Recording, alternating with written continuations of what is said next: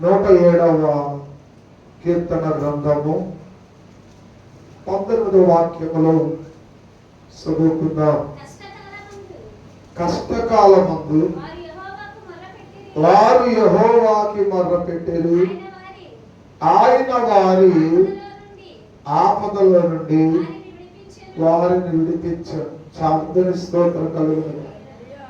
ఎప్పుడు మొర్రపెట్టారంట? కష్టకాలము. చూడండి ప్రేమ దేవుని బిడ్డలారా, ప్రకృతి సంబంధమైన 3 కాలాలు ఉన్నాయి.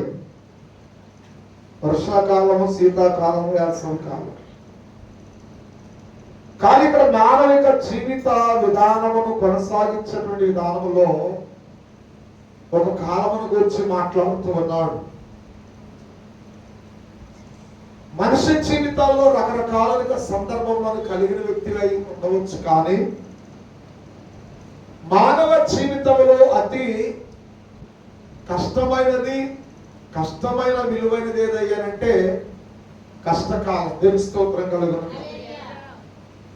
ఇక్కడ భక్తుడు అంటున్నాడు, వారు కష్టకాలమున వారి యెహోవాకి మొర్రపెట్టిరి. అంటే ప్రభులు వారంటాడు, శోధనలో మీరు ప్రవేశింపకూడనట్లు మెలకువ కలిగి ప్రార్థన చేయాలి.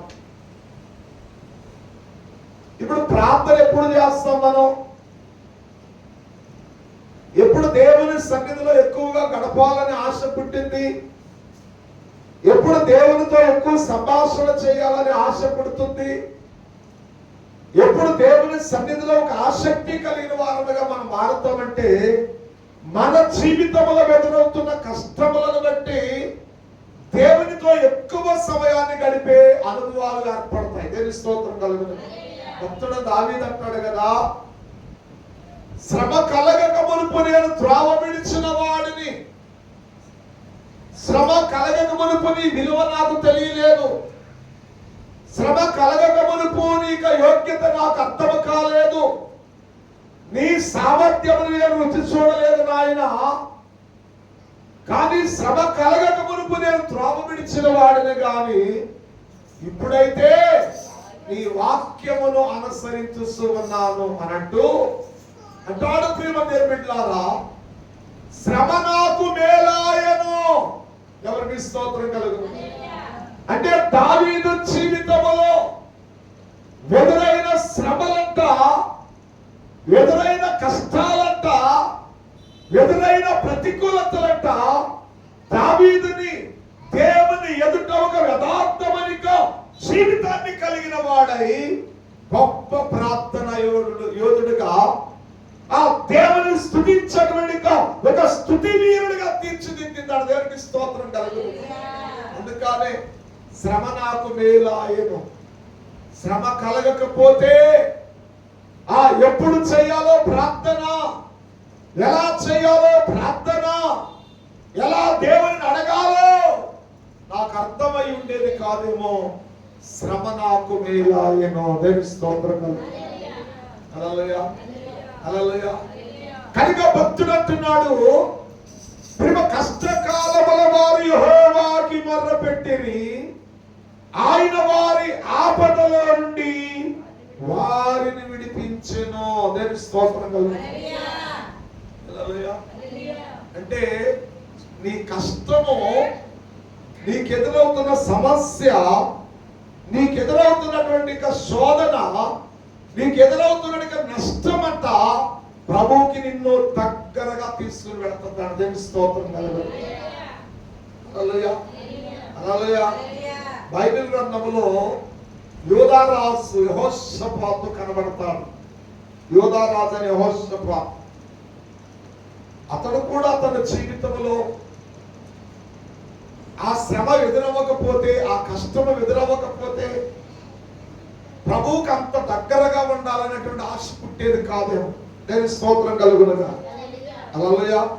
2వ దినవృత్తాంతాల గ్రంథము 20వ అధ్యాయమును మనకు చూసినాం కదా. మొదటి 1-2 వచనములలో ఇది అయిన తరువాత మోయాబీయులను, అమోనీయులను, మోయానీయులలో కొందరు దండెత్తి యెహోషాపాతు మీదకి వచ్చింది. అంతలో కొందరు వచ్చి సముద్రము అవనుండి ఆ సిరియాయుల తట్టు నుండి గొప్ప సైన్యం ఒకటి నీ మీదకి వచ్చేస్తున్నది, చిత్తగించుము. వారు అసస్సో తామారు అని వెంకేడులో ఉన్నారని యెహోషాపాతునకు తెలియజేసిరి. అందుకు యెహోషాపాతు భయపడి యెహోవా యొద్ద విచారణ చేయుటకు మనస్సు నిలుపుకుని యూదా అంతటా ఉపవాస దినమును ఆచరించవలెనని చాటింపగా. దేని స్తోత్రం కలుగును. హల్లెలూయా. చూడండి, యూదా దేశం మీదకి, ఇది ఇశ్రాయేలు 12 గోత్రాలు కలిగినటువంటి ఒకే ఒక రాజ్య పాలన 2 భాగాలుగా విభాగించబడినప్పుడు ఆ 12 గోత్రములలో ఒక గోత్రమునిక యూదా గోత్రాన్ని ఎన్నిక చేయబడినటువంటి యోధారాధైనటువంటి యెహోషాపాతు. దేని స్తోత్రం కలుగును. హల్లెలూయా.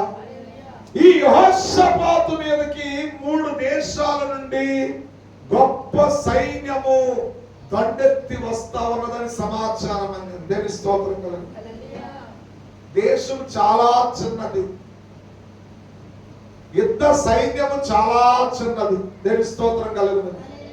హల్లెలూయా. వారిని ఎదిరించడానికి సత్తవ లేదు, వారితో యుద్ధము చేయడానికి బలము లేదు, వారితో యుద్ధము చేయడానికి సైన్యము లేదు. చూడండి, ఆ కష్టము రాకపోతే అతడు ఆ దేవుని సన్నిధిలో కూర్చుండేవాడు కాడేమో. ఆ కష్టము రాకపోతే యోధా వారందరినీ సమకూర్చువాడు కాడేమో. దేని స్తోత్రం కలుగును. 3 దేశముల నుండి సైన్యము దండెత్తి వస్తున్నదనే వార్త వినగానే అక్కడ రాయబడిన మాట 3వ వచనం, అందుకు యెహోషాపాతు భయపడి యెహోవా యొద్ద విచారణ చేయుటకు మనస్సు నిలుపుకున్నాడు. ఏమి చేయాలి? ఈ సైన్యమును ఎలా జయించాలి? వారితో యుద్ధము చేయడానికి నాకు శక్తి లేదు, నాకు బలము లేదు. దీనికి దిక్కెవరంటే దేవుడే. దేవుడే తన కష్ట దినములలో దేవుని మీద ఆధారపడిన వాడండి. దేవుని స్తోత్రం కలుగును. హల్లెలూయా. వారిని బెదిరించడానికి సత్తమ లేని వాడై, బలము లేని వాడై, వారిని బెదిరించడానికి సైన్యము లేని వాడై ఇలా యుద్ధానికి వస్తున్నారు నీ మీదకని తెలియచేయగానే, ఇలా శత్రువు నీ మీదకి దండెత్తి వస్తున్నారని వార్త వినబడగానే ఆ మాటకు భయపడిన వాడై యెహోవా యొద్ద విచారించుటకంట మనస్సు నిలుపుకున్నాడంట. చూడండి, ఇంకా దేవుడే నన్ను విడిపించుటకు సమర్థుడు. ఏ సహాయానికి వెళ్ళినా మానవ సహాయములన్నీ వృధా, మనుషుల సహాయములన్నీ వృధా, రాజుల సహాయములన్నీ వృధా అనుకున్న యెహోషాపాతు మనస్సును గొప్ప దృఢముగా నిలుపుకుని యెహోవా యొద్ద విచారణ చేయుటకు మనస్సు నిలుపుకున్నవాడై, అంత మాత్రమే కాదు, యోధా దేశమంతయు ఆ ఉపవాస దినమును పాటించాలని, ఉపవాస దినాన్ని ఆచరించాలని సాటింపగా ప్రియమైన యోధా వారిలో నుండి ఆ స్త్రీలేమి, పురుషులేమి, శిష్యులను కలిగినటువంటి తల్లులేమి, అలాగే ప్రియమైన బిడ్డల భార్యలేంటి, వీళ్ళందరూ కూడుకుని ఒక్క రోజంతా దేవుని దగ్గర విచారణ చేశారండి. దేని స్తోత్రం కలుగును. హల్లెలూయా. అక్కడ 15వ వచనంలో 11వ వచనం చూడండి. యూదా వారందరూ తమ శిష్యులతో, భార్యలతో, పిల్లలతో యెహోవా సన్నిధిని నిలబడి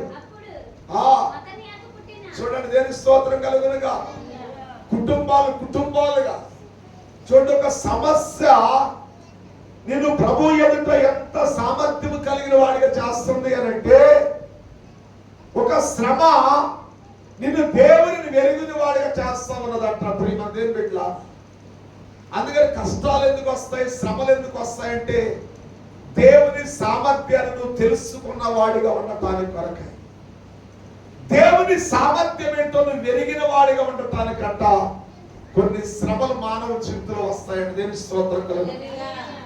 ఎప్పుడైతే ఈ యెహోషాపాతు మీదకి ఈ 3 దేశాల నుండి కొంతమంది దండెత్తి వస్తున్నారనే సంగతి తెలియగానే అతడు దేవుని సన్నిధిలో కూర్చోవటమే కాదండి, అతనితో పాటు యోధా వారందరికీ ఆజ్ఞాపించగా వారు పురుషులేని స్త్రీలేని భార్యలు పిల్లలు సంటి పిల్ల సనిపాలు ఇస్తున్నటువంటి తల్లులు కూడా ఆ బిడ్డలను పట్టుకుని దేవుని మందిరంలోకి వచ్చి ఒక్క దినమంతా దేవుని సన్నిధిలో ప్రార్థిస్తే దేవుడు ప్రేమ దేవుడిలారా వారిని కనికరించి వారికి చక్కటి సమాచారాన్ని అందించాడు. దేవుని స్తోత్రం కలుగును. 15వ వచనంలో మనం చూసినట్లయితే యూదా వారులారా యెరూషలేము కాపురస్తులారా యెహోషాపాతు రాజా మీరందరూ ఆలకించుడి, యెహోవా సెలవిచ్చినది ఏమనగా ఈ గొప్ప సైన్యమునకు మీరు భయపడకుడి, చడియకుడి, ఈ యుద్ధము మీరు కాదు దేవుడే జరిగించను. దేవుని స్తోత్రం చెప్పండి. చూడండి, ఒక్క రోజు చేసిన ప్రార్థన అండి. ఎలా చేశారు?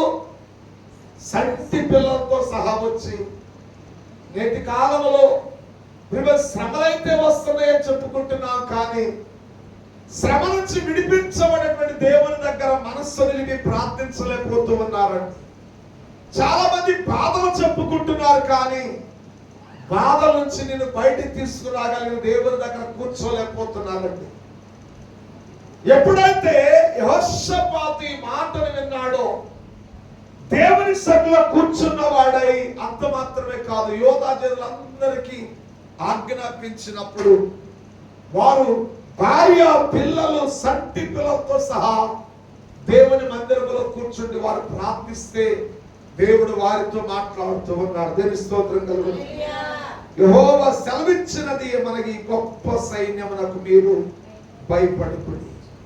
చూడండి, కొన్ని సమస్యలు భయపెడతాయి, కొన్ని ప్రతికూలతలు మనుషులను భయపెడతాయి, కొన్ని రోగాలు భయపెడతాయి, కొన్ని ఆర్థిక పరిస్థితులు భయపెడతాయి. కానీ దేవుని మీద ఆధారపడితే నీ కష్టకాలంలో నువ్వు దేవుని వైపు తిరగలిగితే నీ కష్టకాలంలో దేవుడు విడిపిస్తాడని మనస్సు నిలుపుకొని ప్రార్థించగలిగితే దేవుడు అంటున్నాడు, మీరు ప్రేమ దేవుడు ఈ సైన్యమునకు భయపడవద్దు, వారికి మీరు చడియకుడి, ఈ యుద్ధము మీరు కాదు నీ దేవుడే జరిగించును.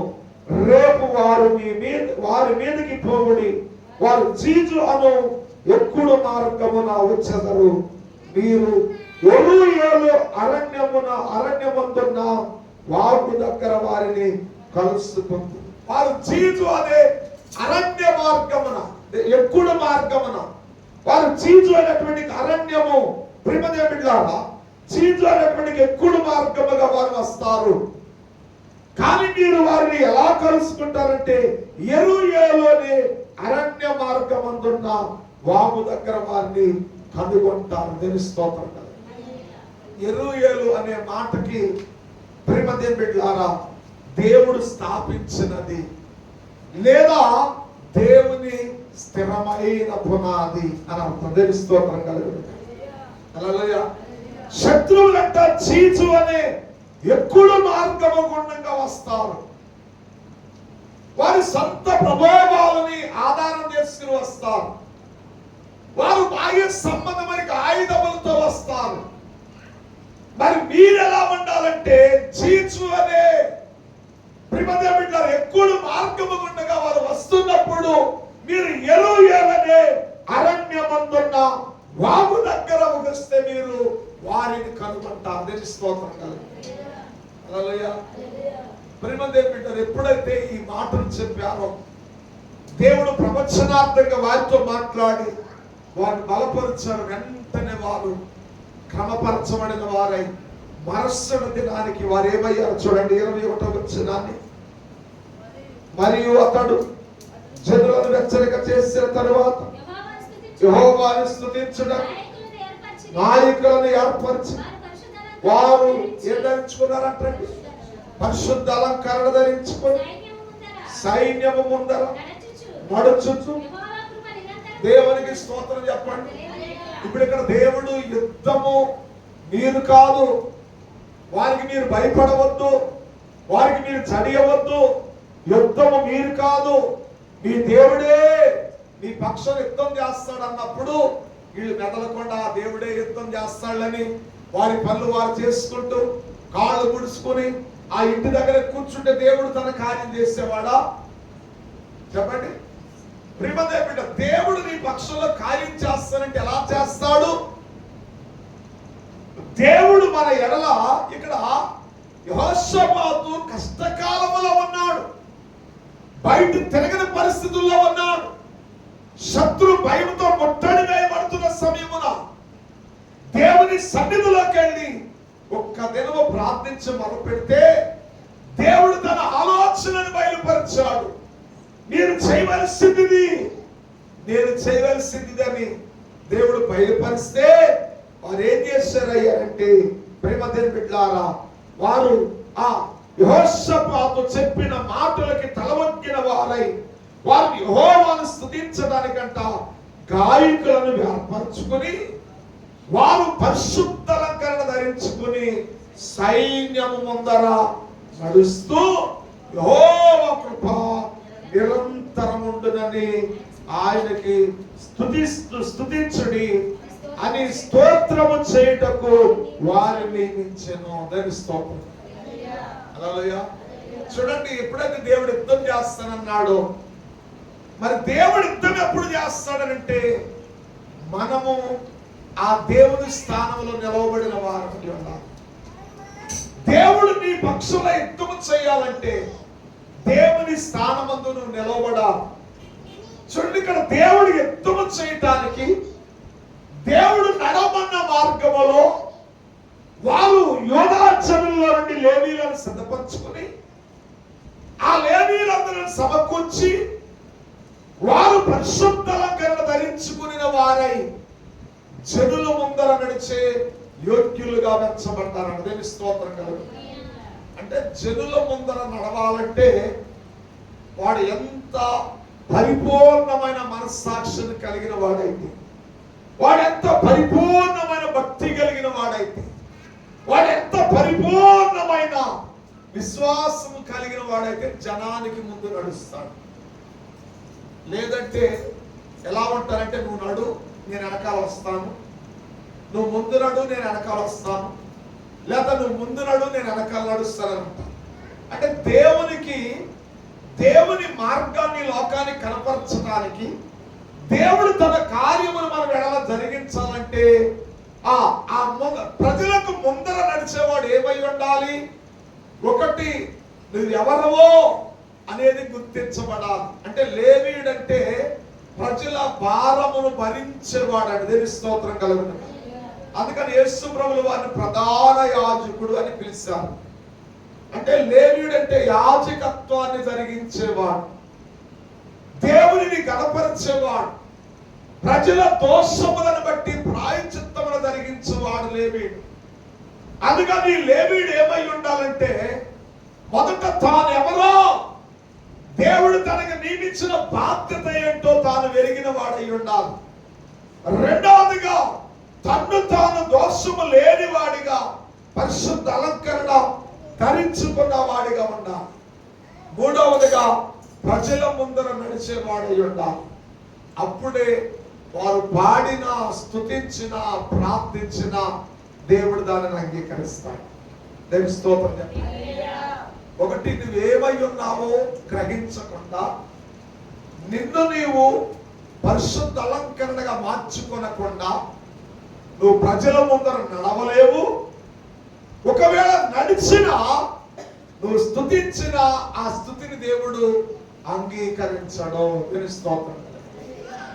అంటే నీ ప్రార్థన దేవుడు అంగీకరించాలంటే, నీ స్తుతిని దేవుడు అంగీకరించాలంటే, నీ ప్రార్థనకి ప్రతిఫలము దేవుడు దయచేయాలంటే నువ్వేమై ఉన్నావో ఒకటి గ్రహించాలి. రెండోది పరిశుద్ధ అలంకరణ ధరించుకోవాలి. మూడోది ప్రజలకు ముందర నడిచేవారమై ఉండాలి. దేవుని స్తోత్రం కలుగు. హల్లెలూయా. ఇది చాలా కష్టమైనది. అందుకనే ఇది చాలా కష్టమైనది కనుక ఇది ఎప్పుడైతే మనుషుడు కష్టం అయిపోతుందో వాళ్ళ బ్రతుకు జీవితాలు కష్టముగా మారిపోతాయి. ఇది ఎప్పుడు ఇష్టముగా మారిందో ఎవరి జీవితంలో ఈ 3 విషయాలు సులువుగా ఉంటాయో, నేనేమై ఉన్నాను, నేను ఒక క్రైస్తవుడను, నేను ఒక ప్రభు రక్తంలో కడగబడిన వాడు, నేను ఒక మారు మనసు పొందిన వాడు, నేను ఒక బాప్తిసం పొందిన వాడు, నేను నా సొత్తు కాదు, విలువ పెట్టి కొనబడిన వారిని ఎవరైతే ఈ సత్యాన్ని గ్రహిస్తారో వారు తమ్మును తాము పరిశుద్ధ అలంకరణ ధరించుకున్న వారై ప్రజలకు ముందర నిలబడతారు. రండి నేనున్నాను, నేను నడుస్తాను మీ ముందు, మీరు నా వెనకాల నడవండి అని ప్రజలకి ముందర నడుచువాడైనప్పుడు ఖచ్చితంగా దేవుడు వారి మనవని ఏం చేస్తాడు, ఆలకిస్తాడు. దేవుని స్తోత్రం కలుగును. చూడండి, మొదట వారి కష్ట సమయంలో ప్రార్థన చేశారు. వారి ప్రార్థన ఫలముగా దేవుడు సూచన ఇచ్చాడు. ఆ సూచన మేరకై సైన్యమునకు ముందర వాళ్ళు, ఒకటి వారు లేవీయులుగా గుర్తించబడ్డారు, రెండవదిగా వారు పరిశుద్ధ అలంకరణ ధరించుకున్నారు, మూడవదిగా ప్రజల ముందర నడిచారు. అప్పుడు వారు దేవుని స్తుతించి ఆ కొనియాడటం మొదలు పెట్టారు, దేవుని కనపరచడం మొదలు పెట్టారు. వారు కొద్ది దూరం వెళ్ళి ప్రేమను దేవుని స్తోత్రం కలుగునగా. హల్లెలూయా. కాపర్ల దుర్గము దగ్గర, మాటుగాండులు ఉండే స్థలము దగ్గరకు వెళ్ళి వారు కన్నులెత్తి చూసినప్పుడంట శత్రువులందరూ ఏమై ఉన్నారంటండి, శవాలుగా పడి ఉన్నారంట.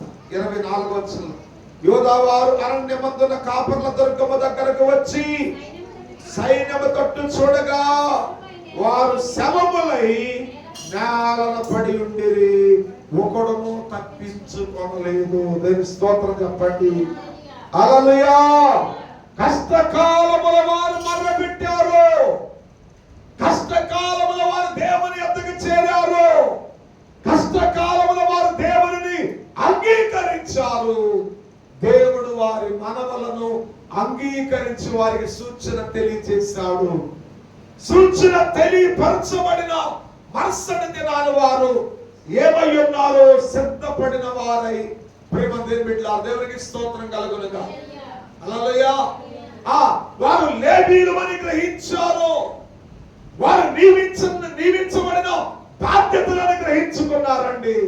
పరిశుద్ధ అలంకరణ ధరించుకుని ప్రజలకు ముందర వారు దేవుని స్తుతిస్తూ, దేవుని పాటలతో గణపరుస్తూ, వాయిద్యములు వాయిస్తూ ప్రేమ దేవులారా దేవుని నామాన్ని మహిమపరుస్తూ వారు వెళ్ళారు కనుక దేవుడు వారి పక్షంలో ఏం చేశాడు, యుద్ధం చేశాడు.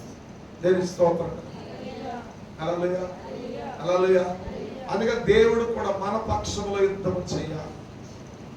దేవుడు మన ప్రతికూలతల మధ్యలో మన పక్షంలో యుద్ధం చేయాలి. మన సమస్యల మధ్యలో ఉండి మన పక్షంలో యుద్ధం చేయాలి. మనకున్న శోధనల బట్టి మన పక్షంలో యుద్ధం చేయాలి.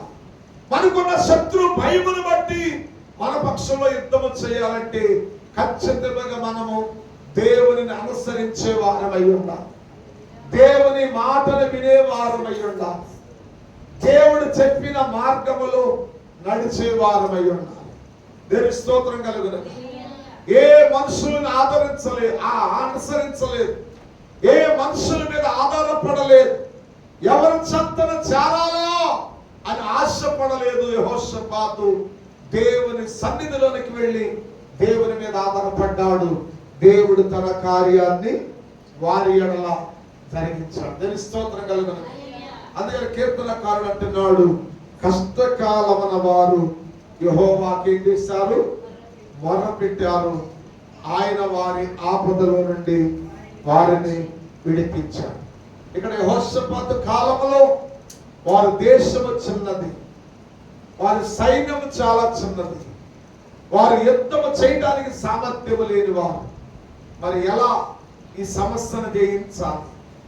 ఎవరి మీద ఆధారపడదామా? కాదు, దేవుని మీద ఆధారపడదామని దేవుని సన్నిధిలోకి వెళ్ళి మనస్సు నిలుపుకొని ప్రార్థించాడు. దేవుడు శత్రుడి ఎడల యుద్ధం చేశాడు. దేవునికి మహిమ కలుగును. హల్లెలూయా. హల్లెలూయా. దేవుడి ఇంటి మాటలను దీవించి ఆశీర్వదించును గాక. ఆమె ప్రార్థన చేసుకుందాం. తలల వంచండి, ప్రార్థన చేసుకుందాం. ప్రతి సమయము యెహోషాపాతులాగా సమస్యను చూసి భయపడి కృంగిపోవటం కాదు, పరిస్థితులను చూసి భయపడి కృంగిపోవటం కాదు, శత్రువును చూసి భయపడి కృంగిపోవటం కాదు. అక్కడ 3 దేశాల వారు మాట కలుపుకుని వస్తున్నారు. ఆ సైన్యంలో కొందరు దండెత్తి వస్తున్నారని వార్త వినబడినప్పుడు ఎంతో చింత, ఎంతో బాధ, కలవరం ఏర్పడింది. భయపడి ఎక్కడ ఆశ్రయం అని ఆలోచించినప్పుడు ఈ లోకములో దొరికే ప్రతి ఆశ్రయం అనేది భౌతికమైనది. శక్తివంతమైన ఆశ్రయము దేవుడే అని దేవుని సన్నిధిని ఆశ్రయించి ఒక్క దినము చేసిన ప్రార్థన గొప్ప సమాధానం తెచ్చింది. వారిని ధైర్యపరిచింది, దృఢపరిచింది, బలపరిచింది. ఈ యుద్ధం యెహోవాదే, మీరు నిలిచి చూడండి అని చెప్పారు. అలాగే ప్రభు మాటను బట్టి వారు లోబడిన వారు, లేవీయులు అనబడినటువంటి వారు సిద్ధపడి పరిశుద్ధ అలంకరణ ధరించుకుని వారు సైన్యము ముందర నడవటం మొదలు పెడితే దేవుడు తన కార్యం జరిగించుకుంటున్నాడు. దేవుడు తన పనిని జరిగించుకుంటున్నాడు. శ్రీమంతుని బిడ్డలారా, ఇక మధ్యాహ్న కాల సమయంలో దేవుడు తన పని తాను మన ఎడల జరిగించాలంటే మనం దేవుని సన్నిధిని కలిగిన వారు, కష్టకాలంలో దేవునికి మొర్ర పెట్టేవారు, శ్రమకాలంలో దేవుని ఆశ్రయించిన వారు, ఆయన శక్తివంతుడని, ఆయన బలవంతుడని గ్రహించిన వారని ప్రభు సన్నిధిని